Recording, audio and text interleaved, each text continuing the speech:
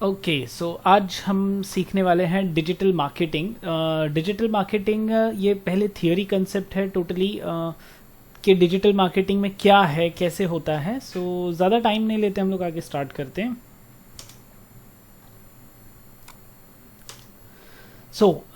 जो भी बिजनेस को हमको है ना टेक्नोलॉजी बेस्ड मार्केटिंग करना है। फॉर एग्जांपल हमको है ना कंप्यूटर के थ्रू, मोबाइल के थ्रू या टैबलेट के ज़रिए या इनके थ्रू जो भी सर्विसेज हमको मिलती है उनके ऊपर हमारी कंपनी की मार्केटिंग होनी चाहिए। That is digital marketing. So अभी कौन कौन से चैनल्स होते हैं, किस टाइप की मार्केटिंग्स होती है, उसके बारे में हम लोग क्या पढ़ने वाले हैं वो देखते हैं। So guys concept digital marketing के अंदर आप क्या सीखने वाले हो, तो पहले तो सोशल मीडिया मार्केटिंग क्या होता है, सर्च इंजन मार्केटिंग क्या होता है, SEM बोलते हैं, सर्च इंजन ऑप्टिमाइजेशन SEO क्या होता है, ऑर्गेनिक एंड पेड सर्च क्या होता है, कैटेगरीज ऑफ SEO क्या है, ब्लैक हैट SEO क्या है, वाइट हैट SEO क्या है, डिफरेंस SEO स्ट्रैटेजीज क्या क्या होती है, long tail short tail keywords क्या है, and online website and blog creations क्या होता है। सो ये सब के बारे में हम लोग अभी सीखने वाले हैं। सबसे पहले तो ट्रेडिशनल मार्केटिंग में क्या होता था और डिजिटल मार्केटिंग में क्या हो रहा है ये मैं आपको बताऊंगा। ट्रेडिशनल मार्केटिंग में प्रिंट मीडिया होता था, जहाँ पे न्यूज़पेपर्स एंड मैगजीन्स में ऐड देते थे हम लोग, न्यूज़लेटर्स होता था, ब्रोशर्स होता था। इसके अलावा ब्रॉडकास्ट मीडिया जैसे कि टीवी और रेडियो एड्स होते थे। कुछ चीज़ें तो अभी भी चल रही है, जैसे न्यूज़पेपर एड्स अभी भी चल रहा है, पैम्पलेट्स आज भी चलते हैं, मैगजीन्स आज भी चल रहा है, लेकिन इनके यूजर्स है ना वो चेंज हो गए हैं गाइस। न्यूज़पेपर आज की डेट में कोई भी यंग स्टूडेंट या यंग कैंडिडेट नहीं ज़्यादा पढ़ता है, तो यंग क्राउड, यंग जनरेशन को हम कैसे रीच करेंगे? सो that is digital marketing. Same TV सब लोग नहीं देखते, मोबाइल सब लोग यूज़ करते हैं, तो मोबाइल पे उनके हम पहुंच सकते हैं। कंप्यूटर सब लोग यूज़ करते हैं, तो कंप्यूटर पे पहुंच सकते हैं। डायरेक्ट मेल है जहाँ पे आप लोग पोस्ट कार्ड के जरिए, कैटलॉग्स के जरिए फ्लायर्स भेजते हैं। और एक टेली मार्केटिंग होता है कि कॉल करके सामने वाले कस्टमर को सारी चीज़ें बतानी। ये मानते हैं हम लोग कि ट्रेडिशनल मार्केटिंग है ना, ये है ना प्रूवन टेक्निक्स है सक्सेस पाने के लिए। बहुत बड़ा हिस्ट्री है ट्रेडिशनल मार्केटिंग का, जिसकी वजह से पब्लिक को बहुत जल्दी समझ में आता है, बिकॉज उन्होंने बहुत चीज़ें देखी है बचपन से। और मेजरमेंट भी है कि भाई इतना लगा एरिया में बैनर, वो बैनर से ये हमको ऐड आ रहा है, इतने स्पॉन्सर्स मिल रहे हैं। सो मेजर सक्सेस का मेजर है ना, वो मैट्रिक्स हम लोग काउंटेबल है ऐसा बोल सकते हैं। वहीं पे डिजिटल मार्केटिंग के अंदर वेबसाइट्स है, सोशल नेटवर्किंग साइट्स है, कंटेंट मार्केटिंग है, बैनर एड्स है, गूगल एड्स है और वीडियो मार्केटिंग है। अब ये सारी कॉस्ट इफिशिएंट मेथड्स है मार्केटिंग के। अनप्रेसिडेंटेड ऑडियंस रीच है, यानी कि हम लोग है ना अभी भी कैलकुलेट नहीं कर सकते एग्जैक्टली कि किस पर्सन ने हमारी ऐड देखी। मेरा फ़ोन है लेकिन उस पर्टिकुलर टाइम पे फ़ोन कोई और यूज़ कर रहा था। फॉर एग्जांपल मेरे फैमिली मेम्बर यूज़ कर रहे थे, तो मोबाइल रजिस्टर्ड मेरे नाम पे है, मोबाइल का एज क्राइटेरिया मेरी एज है, लाइक आई एम 29, तो मोबाइल की एज में मेरी एज दिखेगी, मेरा नाम दिखेगा, I am a male. But उस टाइम पे कोई ऐड आ गई और मेरे फैमिली मेम्बर ने, मेरे भाई ने पसंद कर लिया, he is older than me, 5 साल मुझसे बड़ा है, और उस पर्टिकुलर टाइम पे उसने वो ऐड देखी, उसने क्लिक किया, उसने अपने आप को फॉरवर्ड कर दिया, या बाद में उसने वो ऐड देखने के बाद परचेज किया। तो ऐसा भी हो सकता है। सेम गोज विद कंप्यूटर्स कोई भी यूज़ कर सकता है। लॉगिन आईडी मेरा यूज़ लॉग्ड इन था, लेकिन किसी और पर्सन ने ऐड देखी है, या हम लोग 4 जन बैठे थे, ऐड चली तो किसी ने देख ली, बाद में किसी और पर्सन ने वहाँ से उस ऐड का फ़ायदा लिया। Allow direct response from intended audience, ये बेनिफिट है कि उसमें क्लिक करो तुरंत आप वेबसाइट पे जंप करते हो, तो रिजल्ट तुरंत मिलता है। जबकि ट्रेडिशनल मार्केटिंग में हम तुरंत पैम्पलेट ले और तुरंत कोई सामने वाला पर्सन लेके एडवर्टाइज लेके खरीदने सामान नहीं जाता है, वो भी होल्ड करता है। तो डिजिटल मार्केटिंग के ये फ़ायदे हैं, क्विक एंड ईजी है ऐसा बोल सकते हो। अच्छा, अगर 2 कैंडिडेट्स को मैं अगर आमने सामने रखूँ कि एक डिजिटल मार्केटर है और एक ट्रेडिशनल मार्केटर है, तो दोनों के बोलने के तरीके क्या है? डिजिटल मार्केटिंग बोलेगा इनबाउंड मार्केटिंग ही बेस्ट है। इनबाउंड यानी कि कस्टमर के मोबाइल पे आप रीच हो रहे हो या कंप्यूटर पे आप आ रहे हो। आउटबाउंड मार्केटिंग मतलब आउटडोर पे हम खड़े रहते हैं, हम जैसे वो पर्सन स्पीकर लेके खड़ा है, माउथ पब्लिसिटी करेगा, या फिर वो स्टॉल एक्टिविटी करेगा, that is the answer. Digital marketing बोलता है कि प्रिंट डेड हो चुका है, प्रिंट मीडिया डेड हो चुका है, बट ट्रेडिशनल मार्केटिंग पर्सन बोलता है कि B2B बिजनेस को सोशल मीडिया मार्केटिंग की ज़रूरत नहीं है। ट्रेडिशनल या डिजिटल मार्केटर बोलता है सोशल मीडिया आज की डेट में मस्ट है। ट्रेडिशनल मार्केटर बोलेगा the only way to immediate response is to push your message out. Customer तुरंत आपको चाहिए तो तुरंत मैं अरेंज कर सकता हूँ, या डायरेक्ट मार्केटिंग या ट्रेडिशनल मार्केटिंग के जरिए वो सेल्स बढ़ा सकता है। Digital marketer no one respond to old school marketing. So traditional marketing यहाँ पे बोलता है प्रिंट मरा नहीं है, प्रिंट इवॉल्व हो रहा है। सो आज भी काफ़ी चीज़ें हैं इंडिया में, तो traditional marketing and digital marketing लगभग 50-50% के रेशियो से साथ में चल रहा है। या फॉरेन कंट्रीज़ को बोलोगे तो एक बार फॉरेन कंट्रीज़ काफ़ी जगह इवॉल्व हो चुकी है, वो 70-80% डिजिटल मार्केटिंग पे शिफ्ट हो चुके हैं। India is still growing. Social media marketing, तो गाइज इन शॉर्ट जहाँ पे ऑडियंस है वहीं पे तो अपने को जाना है। ऑडियंस कहाँ पे? सोशल मीडिया पे, like Facebook, Instagram, Twitter, LinkedIn, Pinterest, YouTube and Snapchat. यही मीडिया पे हमको भी अपनी अवेयरनेस क्रिएट करनी है और बस सेल्स करना है। डिजिटल मार्केटिंग के लिए कुछ चीज़ों का आपको एक साइकिल फॉर्म करना है, जैसे कि सोशल मीडिया मार्केटिंग। पहले तो कंटेंट होना चाहिए आपके पास, सही कंटेंट है वो सोशल मीडिया पे आप डाल सकते हो। SEO करो, मोबाइल्स पे आएगा, मोबाइल्स पे रीच करो, ईमेल मार्केटिंग करो, पे पर क्लिक मार्केटिंग करो, तो ये पूरा साइकिल कंप्लीट होगा and you will get your customer.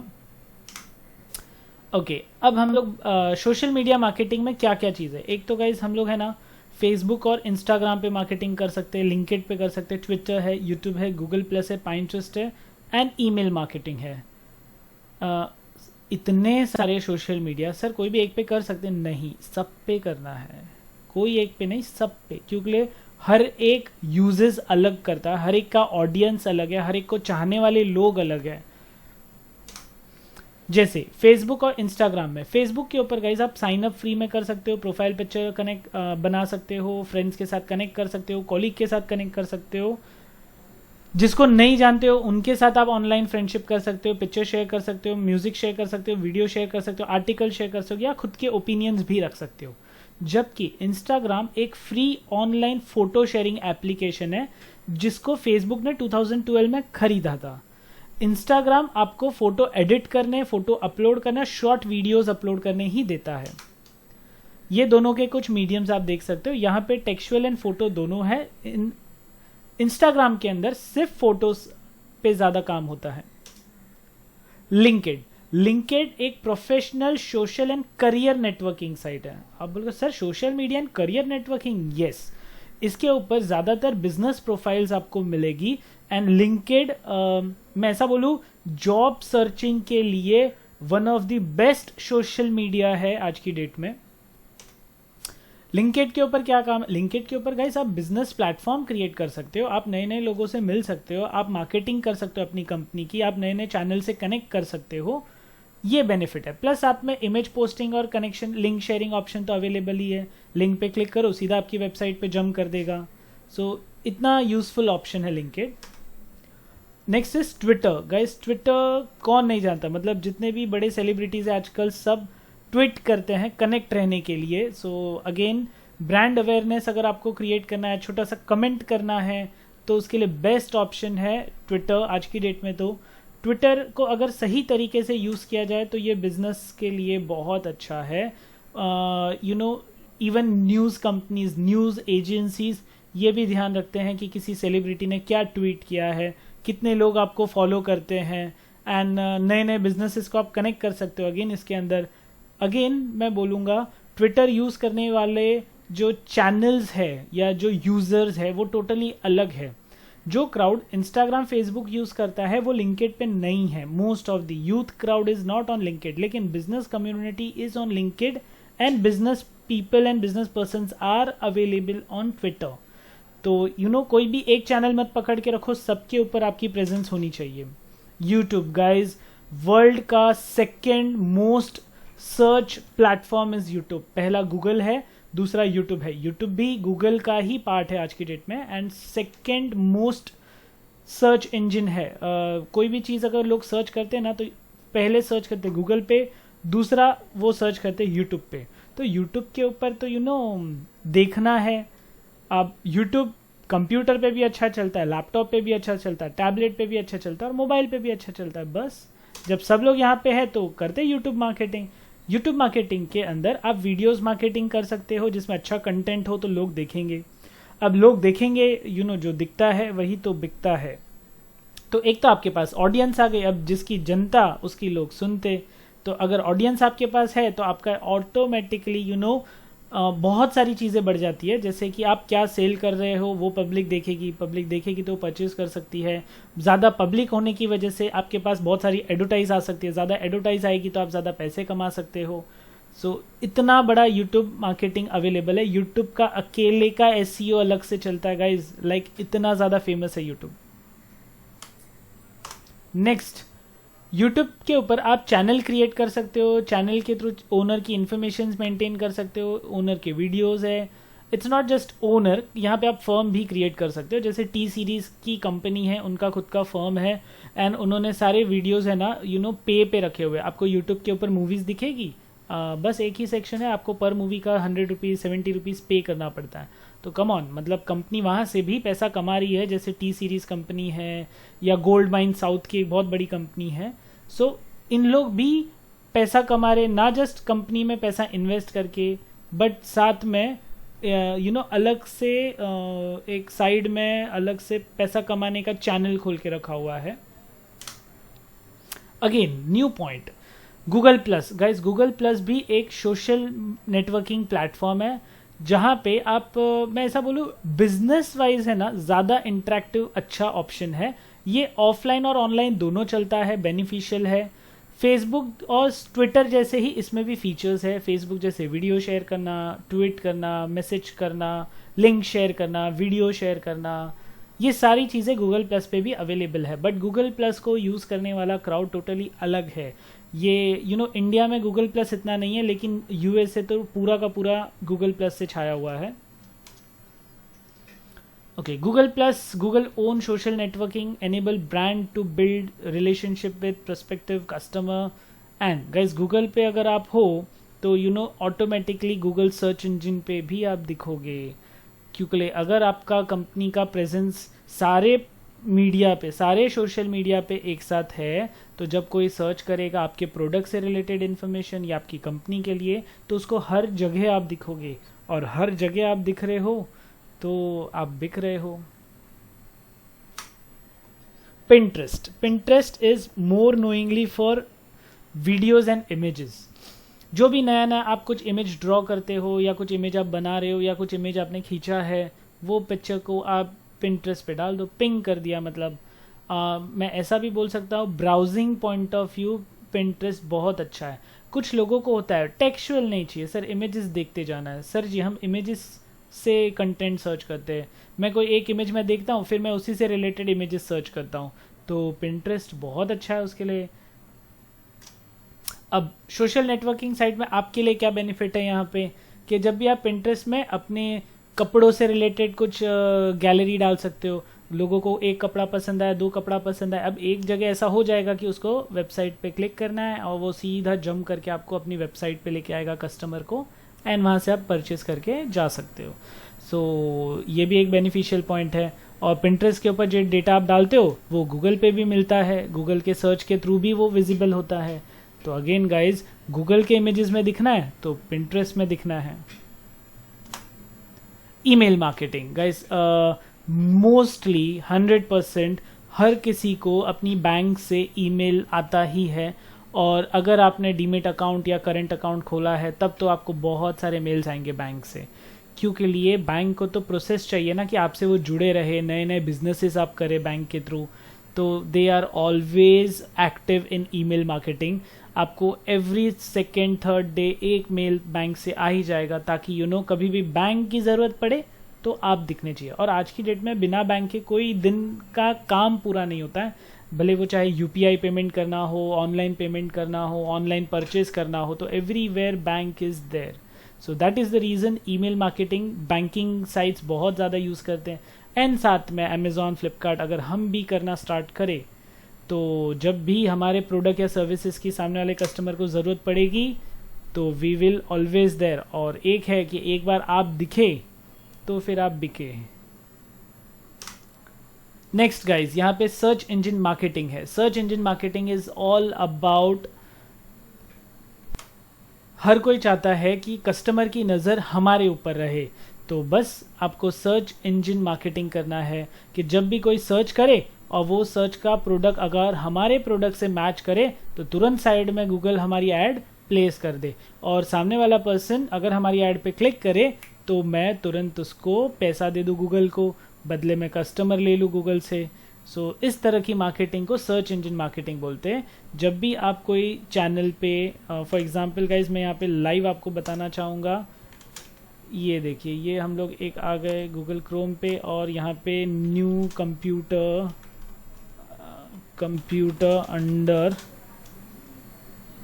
40,000 मैं सर्च करता हूँ तुरंत गाइज। देखो अब यहाँ पे देखो एड्स आपको दिखेगी। मेरे चैनल में एड्स थोड़ी नीचे आती है, मैंने कुछ सेट करके रखा है इसके लिए।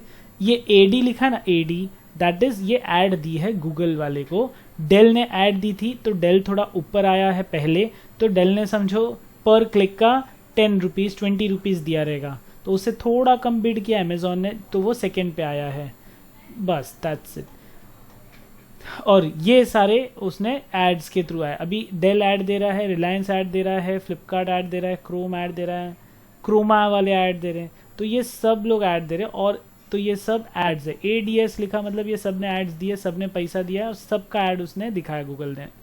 So this is called search engine marketing.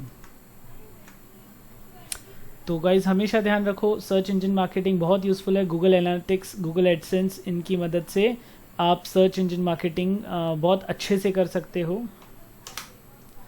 Search engine marketing, अच्छा, सर्च इंजन मार्केटिंग में एक तो PPC मार्केटिंग होता है, सर्च एडवर्टाइजमेंट होता है, डिस्प्ले एडवर्टाइजमेंट होता है, शॉपिंग एडवर्टाइजमेंट है, यूनिवर्सल ऐप कैंपेन चलता है, वीडियो एड्स चलता है, गूगल एनालिटिक्स है। तो ये सारी चीज़ हम लोग अभी देखते हैं क्या क्या है।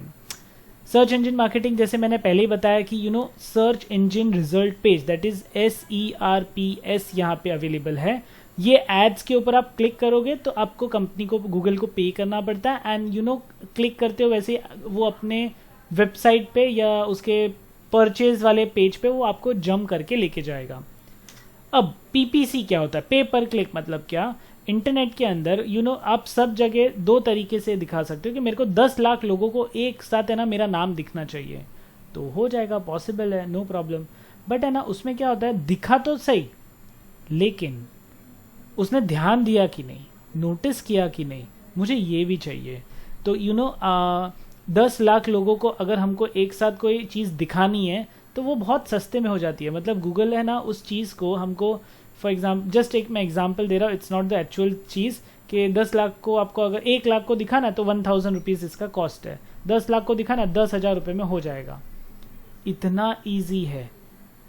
आप बोलोगे सर लेकिन पूरे दुनिया में कोई भी ऐड देख लेगा, तो मुझे तो ऐसा नहीं चाहिए। तो गूगल यहाँ पे आपको ऑप्शन देता है कि आपको सिर्फ अपने एरिया में दिखाना है, तो 10 लाख एड्स एक साथ में एक मोबाइल पे आपके एरिया में ही जाएगी। मतलब तो मैं महाराष्ट्र में चाहता हूँ, मैं मुंबई में चाहता हूँ, तो मैं वो एरिया को, जो जोग्राफिक एरिया है उसको मैं कम कर सकता हूँ। गूगल आपको वो सपोर्ट देता है, लेकिन मिनिमम कुछ 15 या 35 किलोमीटर का रेडियस वो देता है। स्टिल काफ़ी अच्छा है गाइज। अभी जैसे जैसे आगे एज जा रही है वैसे वैसे गूगल इस चीज़ को बहुत अच्छा कर रहा है। तो एक साथ इतने लोग देखेंगे तो मेरा प्रोडक्ट सेल होगा ये ज़रूरी तो नहीं। तो गूगल ने एक और ऑप्शन दिखा रहा, ऐड तो हम दिखाएंगे लेकिन मैं पैसा तभी लूँगा जब वो ऐड पे क्लिक होगा, लेकिन मैं पैसा लूँगा जब आपकी ऐड पे क्लिक होगा तो मैं ज़्यादा पैसे लूँगा। तो पहले अगर हमको 10 पैसा पर व्यू का अगर चार्ज कर रहा था गूगल, तो अभी वो 3 रुपीज़ 4 रुपीज़ 40 50 रुपीज़ तक गाइज प्राइम टाइम में PPC जाता है, पे पर क्लिक। मतलब कंप्यूटर सेल करना है, मैं ट्रेनर हूँ तो मुझे दिखाना है कि ये कोर्स सीखने के टाइम पे, तो कोई भी अगर एडमिशन पे क्लिक करे या कोई भी मेरे कोर्स पे क्लिक करे, जैसे कंप्यूटर कोर्स पे क्लिक करे उसको मेरा ही दिखना चाहिए, तो वो मुझसे ज़्यादा चार्ज करेगा। जो फर्स्ट अपने आप को ऊपर रखता है। Searching advertisements. सो गाइज अभी जस्ट मैंने आपको लाइव एग्जाम्पल बताया था, तो दैट इज सर्च एडवर्टीजमेंट्स। तो जैसे ही आप कोई भी बाय शूज़ लिखते हो, कंप्यूटर परचेज लिखते हो, एडमिशन फॉर 12th लिखोगे, तो आपको बहुत सारी एड्स दिखने लगेगी, एंड ये डायनेमिक एड्स है जिसका वो चार्ज करते हैं। Display ads. Guys display ads कोई भी वेबसाइट के अंदर या सोशल मीडिया प्लेटफॉर्म के अंदर दिखाई जाती है। जैसे आप यहाँ पे देख सकते हो, ये एक वेबसाइट है, वेबसाइट के ऊपर एक बैनर बना हुआ है, तो ये बैनर पे आप है ना text, image, flash video, video, audio, कोई भी चीज़ रख सकते हो जिससे आप अपनी ब्रांडिंग या मार्केटिंग कर सकते हो। ये inside the website, inside the YouTube channel, inside the social media होगा। गूगल के बाहर फ्रंट पेज पे ये चीज़ नहीं होगी। शॉपिंग एडवर्टीजमेंट, शॉपिंग एड्स सबको पता है गाइज, हमको कोई परचेज करना है तो जैसे ही मैंने एक Pinterest का एग्जांपल बताया था, अपनी खुद की वेबसाइट है, उस पर क्लिक करो, जैसे ही क्लिक करो वो आपको सीधा लेके जंप करके लेके जाना चाहिए हमारी वेबसाइट पे, तो वो शॉपिंग एडवर्टीजमेंट्स होती है जो कि आप दे सकते हो। उस पर परचेज का बटन रहता है। गाइज हर वेबसाइट पे परचेज बटन होता है क्या? नहीं। एडमिशन के लिए परचेज बटन का ज़रूरत नहीं है मुझे ना, उसको तो मेरी वेबसाइट पे लेके आना, तो वहाँ से वो सिर्फ क्लिक करके मेरी वेबसाइट पे आ सकेगा। बट शॉपिंग के अंदर तो वहाँ पे वो पैसा भर के तुरंत परचेज भी कर सकता है, तो शॉपिंग एडवर्टीजमेंट्स उसको बोलते हैं। एक है यूनिवर्सल ऐप कैंपेन। गाइज हमारा ऐप नया बना हुआ है, सरजी का मेरा ऐप है। सो जब भी आप सरजी आया नहीं है गाइज मार्केट में अभी तक, इन द प्रोसेस है। जैसे ही आप कभी भी कोई ऐप देख रहे हो, कोई गेम खेल रहे हो, कोई मूवी देख रहे हो, तो आपको ऐड आती है वो ऐप की, और वो ऐप की ऐड पे जैसे ही आप क्लिक करो वो गूगल प्ले स्टोर पे आपको लेके जाएगा डाउनलोड करने के लिए। सो इस तरह की एड्स को यूनिवर्सल ऐप कैंपेन्स बोलते हैं। यूजुअली ये चीज़ें कोई भी नए ऐप वाले करते हैं। Next point, video advertisements. Guys video advertisement जैसे मैंने स्टार्टिंग में आपको बताया था, यूट्यूब के ऊपर आप दे सकते हो, अपनी वेबसाइट के ऊपर दे सकते हो। तो यूट्यूब एडवर्टीजमेंट्स या वीडियो एडवर्टीजमेंट्स में आपको जो चीज़ जिससे भी एक शूट करवाना है, शूट करा के वो वीडियो को स्ट्रीम करना है इंटरनेट पे, जो भी प्लेटफॉर्म आप यूज़ कर रहे हो उसके ऊपर, इसके थ्रू भी आप पैसा कम अर्न कर सकते हो guys. And Google analytics. Guys Google analytics सबसे पॉपुलर डिजिटल एनालिटिक्स सॉफ्टवेयर है। ये फ्री में आपकी जो भी वेबसाइट है उसको एनालिटिक्स करके देगा और इनसाइट वैल्यूज़ बताएगा कि आपकी वेबसाइट में क्या होना चाहिए, क्या नहीं होना चाहिए, और जो चीज़ें हैं उनमें कौन सी चीज़ें सक्सेस है, कहाँ पे कस्टमर ज़्यादा आ रहा है। अच्छा मैं आपको बता दूं, गूगल एनालिटिक्स है ना, ये गूगल का प्रोडक्ट नहीं है, ये उर्चिन करके कंपनी थी जिसे 2005 में गूगल ने परचेज किया था, या आप बोल सकते हो टेक ओवर किया था। क्या करता है गूगल एनालिटिक्स? तो जब भी आपकी वेबसाइट पे यूज़र्स आते, लास्ट 7 दिन में आपकी वेबसाइट पे यूज़र्स कितने आए, कितने सेशंस हुए, 30 मिनट्स के फ्रेम में कितने पेजेस पे क्लिक किया, कौन कौन सी जगह पे वो प्रोडक्ट परचेज करने गया, बाउंस रेट यानी how many visitors hit back button और close your website without performing a single interaction. Website open हुआ और तुरंत बंद हो गया तो बाउंस हो गया, कस्टमर आपका चला गया वापस से।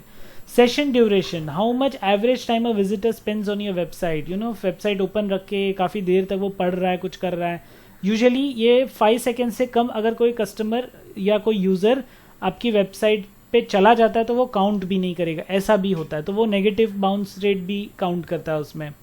एक्टिव यूजर्स राइट नाउ कितने हैं, how many active users are currently active on your websites, कौन से एरिया से वेबसाइट्स पे आपके कस्टमर आ रहे हैं, किस प्रोडक्ट के लिए आ रहे हैं। All these metrics are really useful to learn about your user and improve the marketing strategies, SEO, and to boost the growth and development. So बहुत इंपॉर्टेंट है गूगल एनालिटिक्स। अच्छा अगर आप ये सारी चीज़ें सीख लेते हो, अगर आप ये सारी चीज़ें सीख लेते हो तो आप किस टाइप के SEM में काम कर सकते हो, सर्च इंजन मार्केटिंग स्पेशलाइज काम कर सकते हो, सर्च इंजन मार्केटिंग मैनेजर के रूप में काम कर सकते हो, सर्च इंजन मार्केटिंग एग्जीक्यूटिव के रूप में काम कर सकते हो, आप फ्रीलांसर जॉब भी कर सकते हो। तो आप बोलोगे सर आपने तो अभी हमको बता दिया है तो हम तो काम कर सकते हैं। नहीं, आपने अभी कंसेप्ट समझा है, इसके अंदर ये टॉपिक का प्रैक्टिकल बहुत इन डेप्थ है जिसको काफ़ी टाइम लगता है। 3 to 6 मंथ्स मैं बोल सकता हूँ कि सोशल मीडिया मार्केटिंग को प्रॉपरली एक्सपर्टाइज होने में लगता है।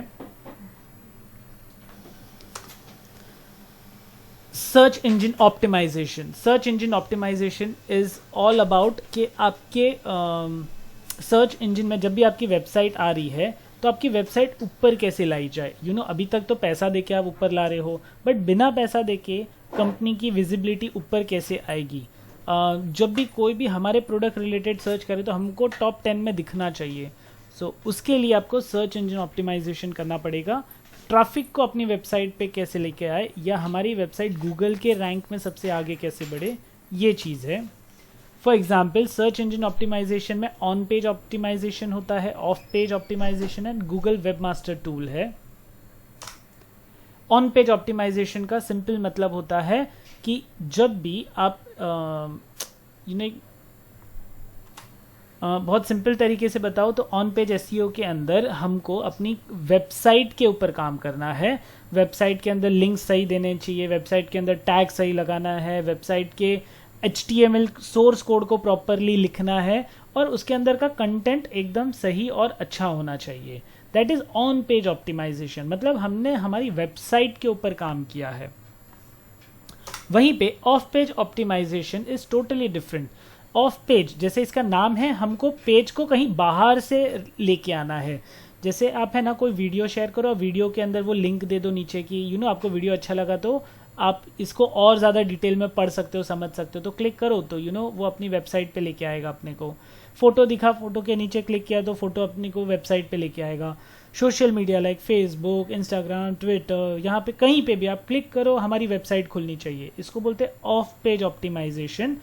हम बाहर से कहीं पे हमारे वेबसाइट पे ट्रैफिक लेके आएंगे, so that is off page optimisation. ये लीगली है, इसके लिए कोई मतलब ये नहीं है, मतलब off page optimisation is legal process. Google खुद ऑप्शन देता है कि आप फेसबुक पे, इंस्टाग्राम पे, सब जगह एड कैंपेन रन करो। Basically Google webmaster tool Google SEO ही है, उसका ही एक स्वीट सा सॉफ्टवेयर आप बोल सकते हो, एक टूल है जिससे आप अपनी वेबसाइट के वैल्यूज़ को फाइंड कर सकते हो।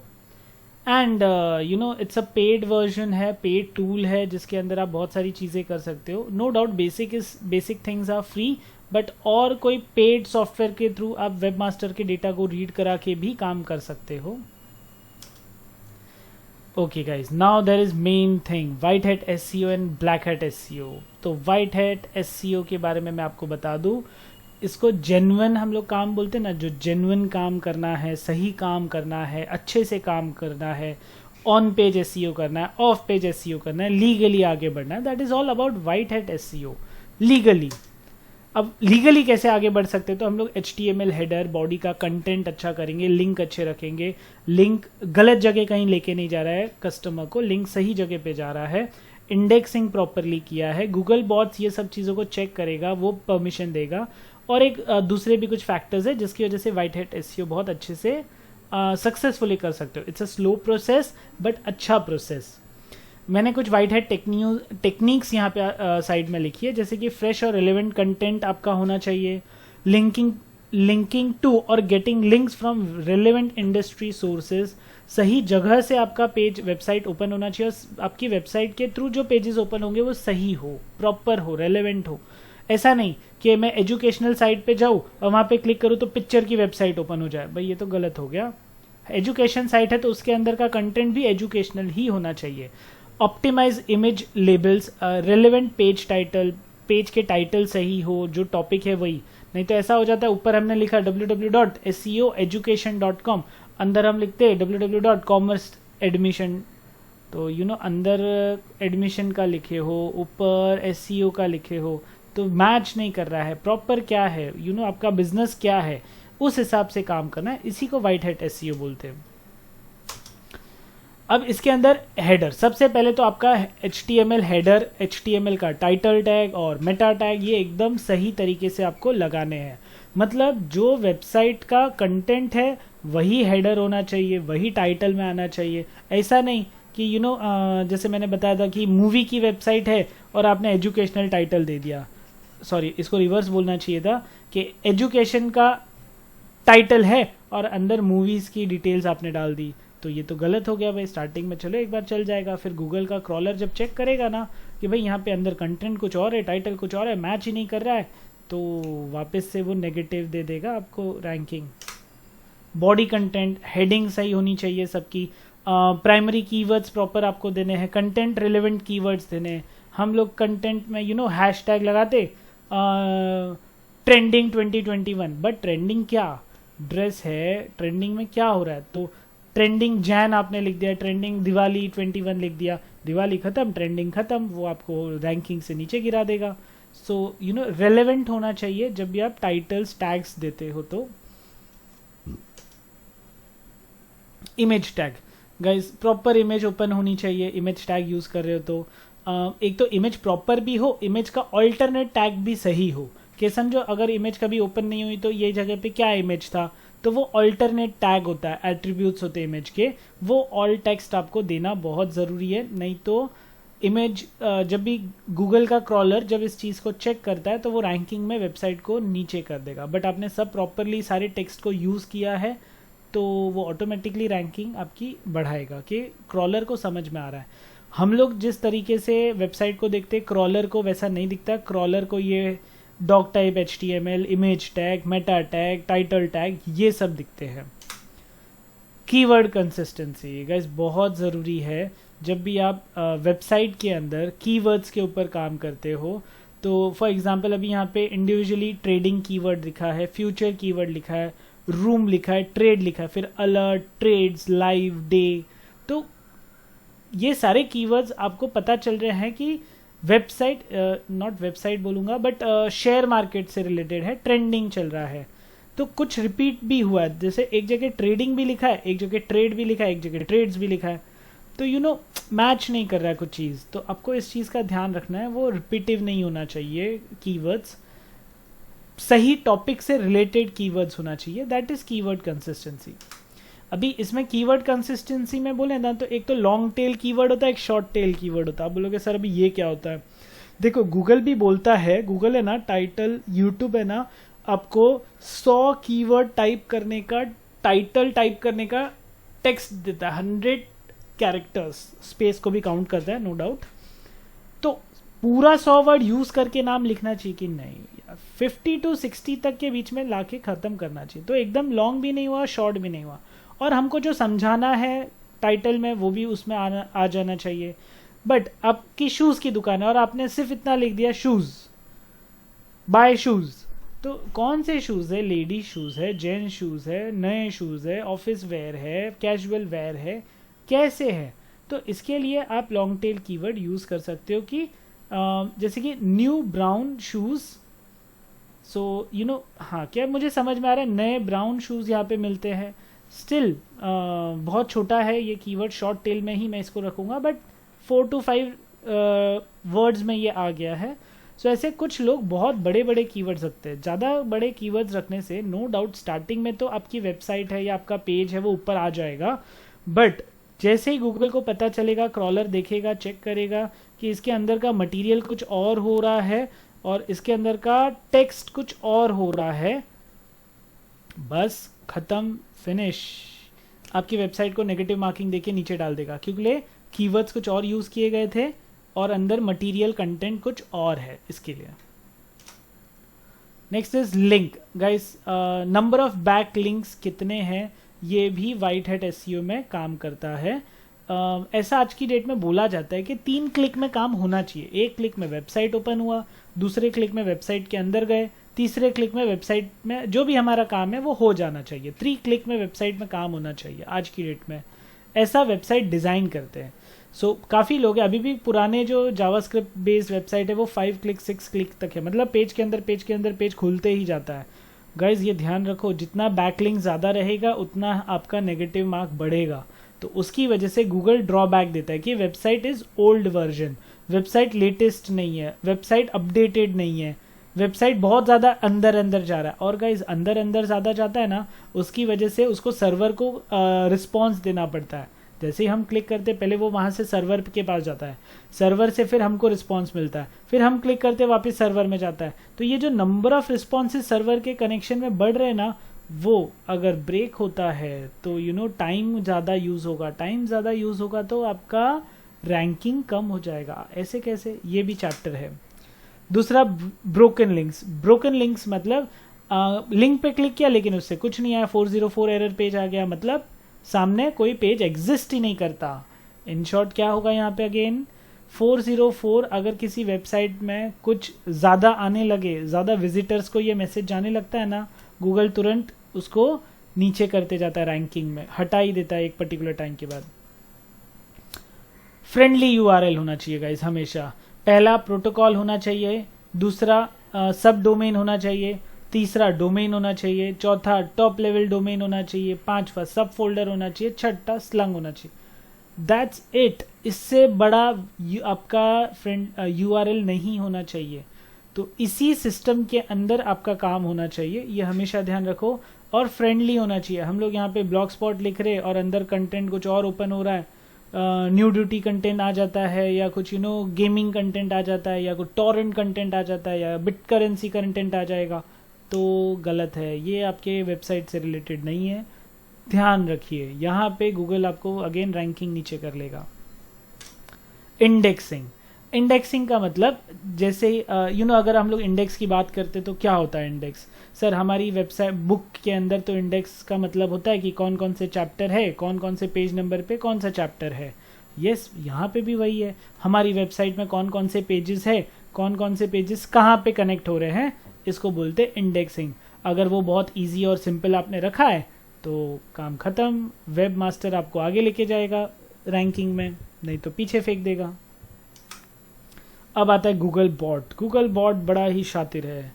ये है ना एक रोबोट है जो सारे वेब पेजेस को है ना सोर्स HTML सोर्स कोड से पढ़ता है और डेटाबेस से पढ़ता है, और ये सारे वेबसाइट के डॉक्यूमेंट्स को, इन्फॉर्मेशन को कलेक्ट करता है और वो क्रॉस चेक करता है कि सब सही हो रहा है कि नहीं। That is Google bot.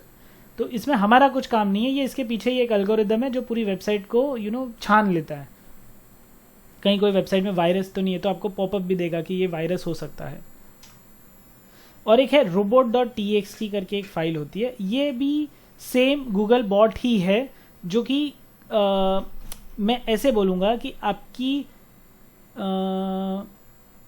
Page का फॉर एग्जाम्पल जो भी वेबसाइट आपने बनाई है उस वेबसाइट के अंदर एक पेज होता है जो आपको लास्ट पेज पे लेके जाता है या लास्ट बटन पे लेके जाएगा, तो वो robot.txt के अंदर आप मेंशन कर सकते हो। बहुत सिंपल कि robot.txt के अंदर एक तो मैंने आपको बता दिया ये, दूसरा ऑप्शन है कि इसके अंदर जो जो फाइल्स या जो जो पेजेस हम नहीं चाहते कि गूगल बॉट चेक करे, गूगल सर्च इंजन शो करे, for example thank you page, मुझे नहीं चाहिए कोई मेरी वेबसाइट के बारे में ढूंढे और उसको थैंक यू वाला पेज एकदम से सर्च में दिख जाए, तो मैं थैंक यू वाले पेज को robot.txt में डिसअलाउ करके रखूंगा, जिससे सर्च इंजन वो पेज नहीं दिखाए। सर्च इंजन या तो होम पेज दिखाना चाहिए मेरा, या फिर मेरा प्रोडक्ट पेज दिखाना चाहिए, दैट्स इट, तो वही अलाउ रखूंगा, या मैप दिखाना चाहिए, या कॉन्टैक्ट इन्फॉर्मेशन दिखाना चाहिए। सो that is all about robot.txt file.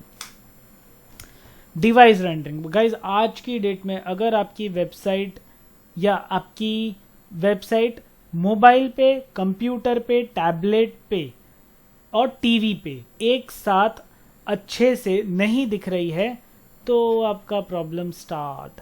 User friendly होना चाहिए। तो यूजर फ्रेंडली सिर्फ कंप्यूटर में होगा नहीं, वेबसाइट तो कोई मोबाइल पे भी ओपन कर सकता है तो मोबाइल फ्रेंडली भी होनी चाहिए, वेबसाइट कोई टैबलेट से भी ओपन कर सकता है तो टैबलेट फ्रेंडली भी होनी चाहिए।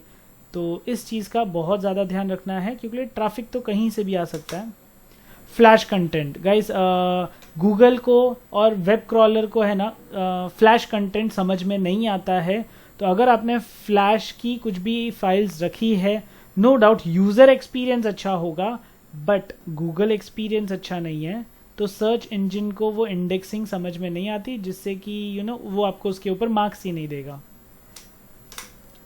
आई फ्रेम। अगेन गाइज एक आई फ्रेम का मतलब क्या होता है कि एक पेज के अंदर दूसरा पेज आप दिखाओ। अब अगर एक ही पेज के अंदर दूसरा पेज आप दिखाओगे तो गूगल के क्रॉलर को कंफ्यूजन होता है कि मैं कौन सा वाला फ्रेम दिखाऊं, कौन सा वाला वीडियो दिखाऊं, क्योंकि आई फ्रेम इज ऑल अबाउट एक वेबसाइट के अंदर एक दूसरा वेब पेज आप दिखाना या वीडियो दिखाना। तो कंफ्यूज हो जाता है, जिसकी वजह से अगेन आई फ्रेम ज़्यादा ना यूज़ करे तो अच्छा है। फेविकॉन्स मतलब फेवरेट आइकॉन्स। फेवरेट आइकॉन्स हर वेबसाइट का अपना एक आइकन अवेलेबल है। गूगल का जी है, यूट्यूब का ट्यूब के अंदर वो ऐसा बना हुआ है प्ले बटन, इंस्टा सबको पता है, याहू पता है, अमेजोन पता है, विकीपीडिया पता है, फेसबुक पता है। गाइस यही तो बड़ी बड़ी कंपनीज करती है। आपकी वेबसाइट डिज़ाइन तय हो गई तो एक छोटा सा फेवरेट आइकन जैसा आपको बनाना है जो बुकमार्क के टाइम पे उससे याद हो जाए, रिकॉल वैल्यू जनरेट होगी, ये लोगों देखा हाँ ये वेबसाइट है। Legible font size is all about font. बहुत सिंपल बोलूँ तो रीडेबल होना चाहिए गाइस। मोबाइल पे खुले तो वेबसाइट के फॉन्ट साइज ऑटो अरेंज हो जाने चाहिए और रीडेबल होना चाहिए, जूम करने की ज़रूरत ना पड़े। तो यहाँ पे हमेशा फॉन्ट साइज ज़्यादा बड़ी भी ना हो जाए, ज़्यादा छोटा भी नहीं हो जाए, अलग अलग डिवाइस पे ऑटो एडजस्ट होके वो रीडेबल होना चाहिए। इस चीज़ का आपको ध्यान रखना है। टैब टारगेटिंग, मैं क्लिक करना चाहता हूँ कैंसिल पे, लेकिन मेरा क्लिक हो रहा है सेव पे, तो मुझे जूम करके काम करना पड़ रहा है। गाइस यही ध्यान रखो, अगर आपका कस्टमर परचेज करना चाहेगा और गलती से कैंसिल हो गया तो आपका तो नुकसान हो गया यहाँ पे। तो हमेशा ध्यान रखिए जब भी tab targeting size is all about आप टच कहाँ करना चाहते हो, टच वहीं पे होना चाहिए। वो कितना छोटा है कितना बड़ा है उस चीज़ का आपको ध्यान रखना है। इतना हो कि मोबाइल से टच करे वो इजीली लिंक ओपन हो जाए या क्लोज हो जाए, या कंप्यूटर पे भी हमको विजिबल ज़्यादा बड़ा ना दिखे। तो आपको इस चीज़ का स्पेशली ध्यान रखना है। परफॉर्मेंस रिजल्ट्स, सो परफॉर्मेंस मतलब जब भी आप वेबसाइट को आप रन करते हो तो एक नंबर ऑफ रिसोर्सेज क्या क्या यूज़ किया है, पेज का स्पीड क्या है, पेज की साइज इन्फो क्या है, ये सारी चीज़ गूगल क्रॉलर ध्यान रखता है। ये तो यूज़र भी ध्यान रखता है गाइस। अगर आपका पेज लोड नहीं हुआ, जैसे कि नंबर ऑफ रिसोर्सेज यानी कि आपने क्या क्या साइट्स में यूज़ किया है, आपने HTML यूज़ किया है, आपने जावास्क्रिप्ट यूज़ किया, आपने CSS यूज़ किया, आपने इमेजेस यूज़ किए, आपने 14 अलग अलग रिसोर्सेज को भी ऐड ऑन किया आपकी वेबसाइट में। तो जितने ज़्यादा सर्वर रिक्वेस्ट जाएगी उतना ही पेज लोड का टाइम इंक्रीज होगा, उतना ही कस्टमर भाग जाएगा। पेज स्पीड इन्फो, गाइस ऐसा बोला जाता है कि सर्वर रिक्वेस्ट है ना 0 to 0.1 सेकेंड 2 सेकेंड्स में हो जाना चाहिए। तो अगर वो 0 to 0.5 सेकेंड्स में नहीं है तो वो पेज स्लो चल रहा है। अगर वो पेज 12 सेकेंड में ओपन हो रहा है फिर तो बाप रे बहुत सारे प्रॉब्लम्स हो रहे हैं। तो ये हमेशा ध्यान रखना है कि पेज का स्पीड हो। तो 1 2 3 में आपका काम हो जाना चाहिए। ज़्यादा अंदर जाओगे तो सर्वर को ज़्यादा रिक्वेस्ट आएगी तो ज़्यादा टाइम लेगा और कस्टमर को रुकना पसंद बिल्कुल नहीं है वेबसाइट के ऊपर, स्पेशली वाइड स्क्रीन देख के। Page size info, guys page size info में ऐसा बोला जाता है कि 8 MB वाली फाइल अगर आपकी है तो वो बहुत बड़ी है, नहीं होनी चाहिए। तो कोशिश करो आप ब्रेक इवन करो कि आज के HTML की फाइल्स का साइज़ क्या है, आपकी जावास्क्रिप्ट की फ़ाइल का साइज़ क्या है, इमेजेस कितनी हैं, आपकी CSS फाइल्स कितनी हैं, और कोशिश करो 4 MB तक के अंदर आपका पर पेज ओपन होना चाहिए। इससे ज़्यादा पेज का साइज़ हुआ तो it is quite big page and जिसको लोड होने में काफ़ी टाइम लगेगा।